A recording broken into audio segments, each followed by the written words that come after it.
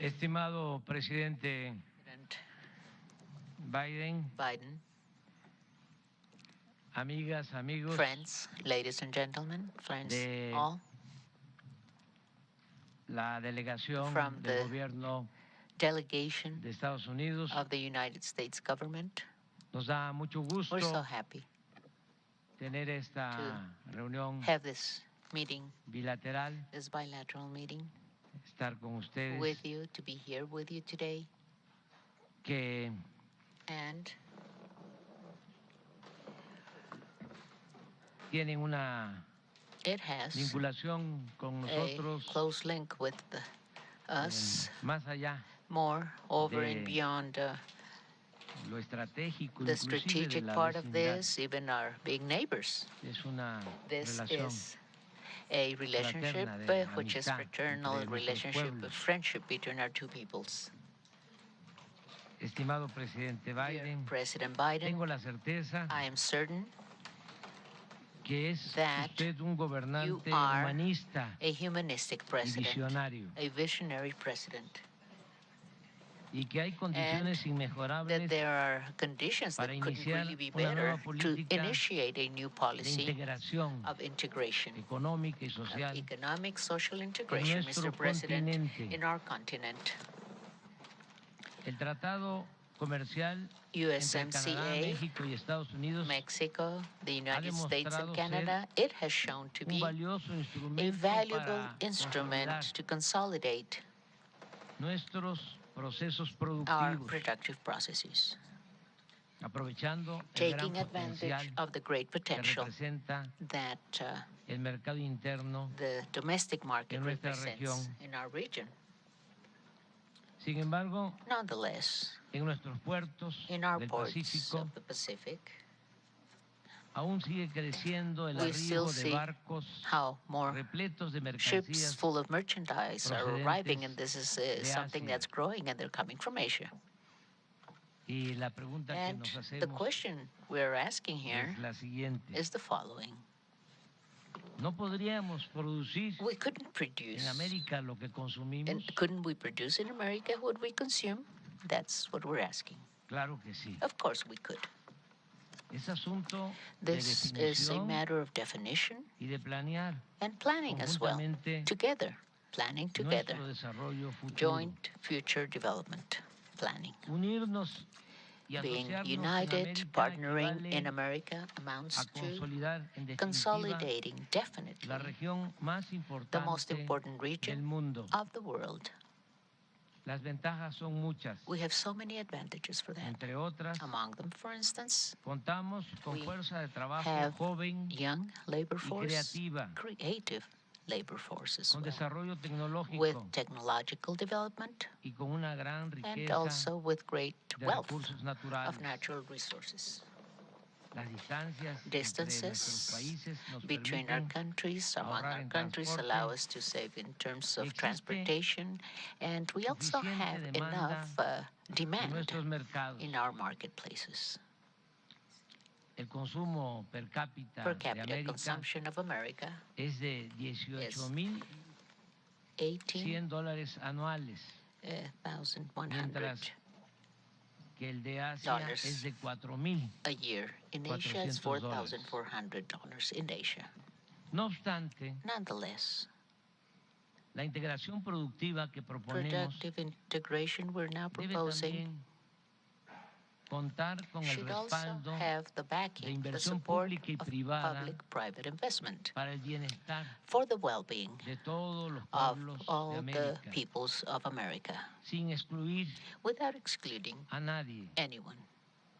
Recordemos que el Let 13 us de remember marzo that March 13th, de 1961, 1961, el presidente John F. President Kennedy John F. Kennedy dio a proposed conocer en la Casa Blanca and ante informed through the White embajadores House, and he de was América there Latina talking y to el Caribe ambassadors of Latin America and the el Caribbean, plan conocido the como plan Alianza para known el as Progreso. Alliance for Progress.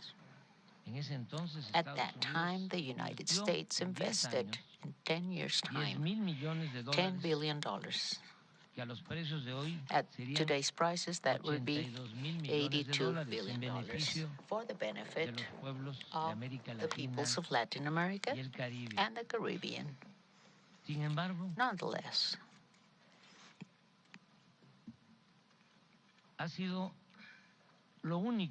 this has been the only important thing, really, that has been done in terms of cooperation for development in our continent in more than half a century.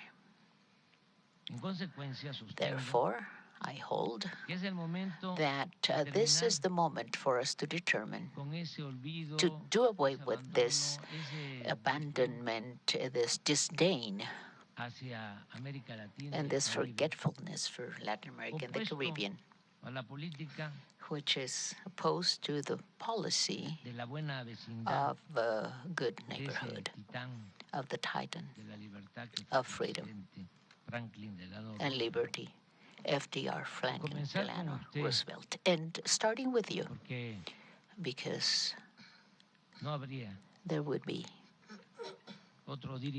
no other leader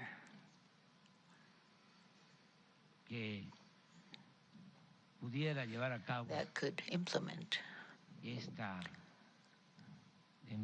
this enterprise, beginning with you, to start a new stage with you, Mr. President of the nations and the peoples of the continent, as of respect and mutual aid and help and assistance. President Biden, you hold the key in your hand to open and to substantially improve the relationship among all the countries of the American continent.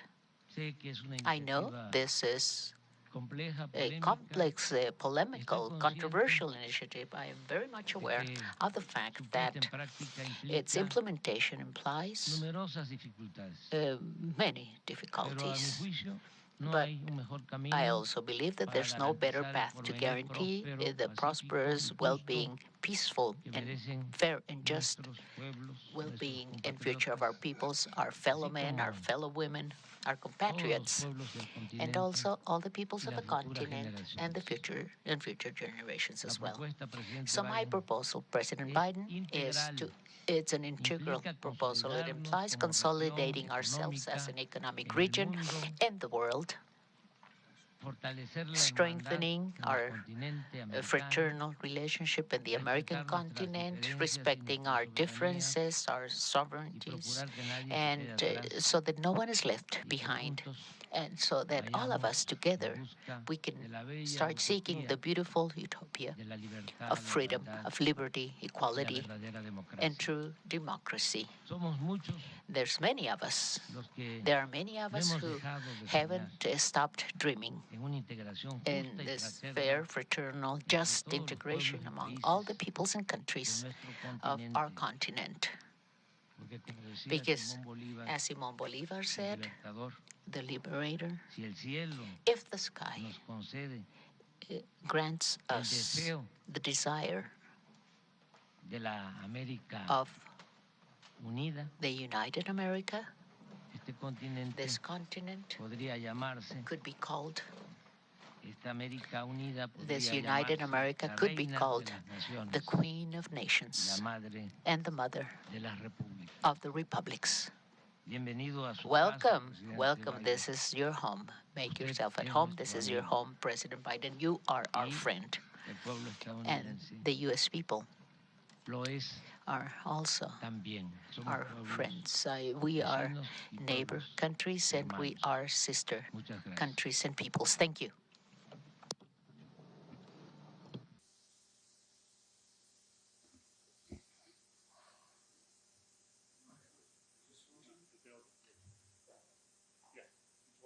Working now. Okay. Thank you. Well, Mr. President, my friend, it's good to be with you again on the 10th North American Leaders Summit in Mexico City. Last month, we celebrated 200 years of bilateral relations with Mexico. And looking back on our shared history, it's clear that the stronger and safer we both are is when we stand together, we work together. Mexico is a true partner, and when we work together in common values and mutual respect, nothing much is beyond our reach. So today we're going to discuss how we can further deepen that relationship, not only in Mexico, but the Western Hemisphere. This includes strengthening our supply chains to make the hemisphere even more competitive. We're also going to discuss our shared security, including our joint action to address the plague of fentanyl, which has killed 100,000 Americans so far, and how we can tackle irregular migration, which I think we're well on our way to doing. Above all, we both committed to pursuing a better future, one grounded on peace and prosperity for all of our people. So, Mr. President, this afternoon and the years ahead, I look forward to building that better future. And I might add, just in the last 15 years, we've spent billions of dollars in the hemisphere, tens of billions of dollars in the hemisphere. And what we have to do is what you've done, and I compliment you on it. We have to continue to support and build democratic institutions in the hemisphere.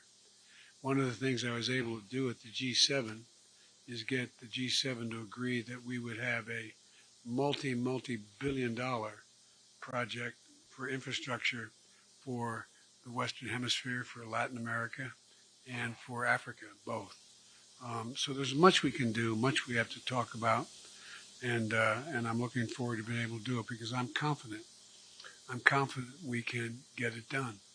And I'm confident we're at one of those moments of a real change in the direction. The last fundamental change that occurred in world politics was the end of World War II, the post-Cold War era. We're in a totally different place now, totally different place. We're at one of those inflection points where what we do in the next several years is going to determine what the world looks like for the next 2, 3, 4 decades. And that's what we have an opportunity to do, and I think we're in a good position to do it. But having said that, the United States provides more foreign aid than every other country just about combined in the world, to not just the hemisphere, but around the world. Unfortunately, our responsibility just doesn't end in the Western Hemisphere. It's in Central Europe, it's in Asia, it's in the Middle East, it's in Africa, it's in Southwest Asia. And so it's not, I wish we could just have one focus, only one focus. We have multiple foci, and so that's what we have to work on. And I'm confident we can do a great deal more in tandem with one another. So thank you for having us, and I look forward to our discussion.